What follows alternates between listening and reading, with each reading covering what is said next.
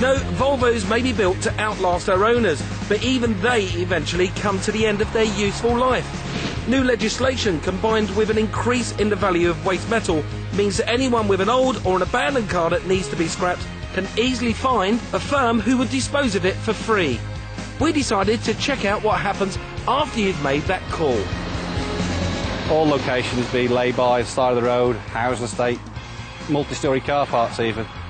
We go around the vehicle, check the vehicles, what we've been instructed to collect. We have a quick overview of what's inside it, make sure we're happy with everything.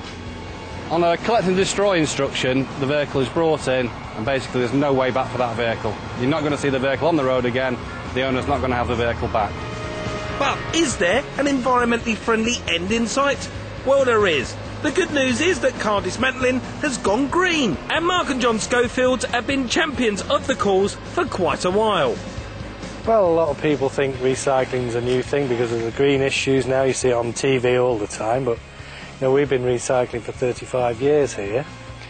You know, we don't like to see the waste, and if we can make good use of you know, parts from cars, that's what we want to do. Thousands of cars are scrapped every year, and a considerable number of them end up here at Car Transplants in Cheshire. So, how do they give your old motor a greener send-off to that big scrapyard in the sky? Well, first up in the high-tech dismantling process is what they call the milking parlour. We do the air conditioning first because it does take quite a long time. Next thing I'm going to do is pressurise the braking system to recover the brake fluid. Now, if you think the taxman is bleeding you dry, he's got nothing on this lot. The motor will be drier than a Temperance Society Christmas party by the time this lot are finished. Obviously fuel, brake fluid, power steering fluid, coolant and windscreen washer fluid all comes out. Oil filters come off, car batteries and tyres. This has already had the tyres removed to get it up here. Everything we drain off the vehicles we recycle, the screen wash and the antifreeze being filtered and checked and bottled up, and we give that away. It's a perk, everyone enjoys that perk. And also the fuel's filtered and we use that in plants around the yard. It's a good thing for the environment compared with what it was perhaps 10 or 15 years ago. Obviously we're getting all the bad stuff out of the vehicles, all the contaminants and everything, so when it does get crushed it's just pure metal left here. And anything that can't be reused but can be recycled gets taken off, even down to the lead weights used to balance the wheels.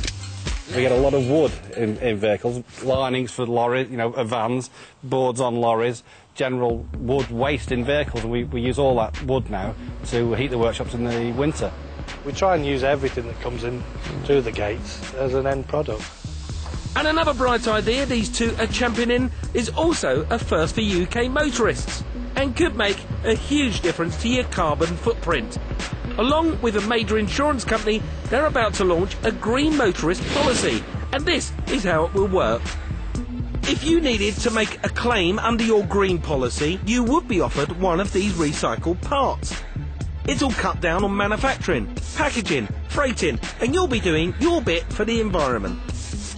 A lot of manufacturers, you know, they're onto the throwaway car sort of syndrome. You know, 6 years, that part's become obsolete. You know, just because a car wants a door replacing, we can supply the door and keep that car on the road for longer. It's recycling in its purest form. The policy would also be cheaper and parts less expensive. It's what they call in PR a win-win situation. Now, only non-safety critical parts will be offered under the scheme, so you won't be seeing any of these recycled. And when it comes to recycling, we could learn a thing or two from our European neighbours. We're sending cars and parts overseas. Eastern Europe now is a big market for us.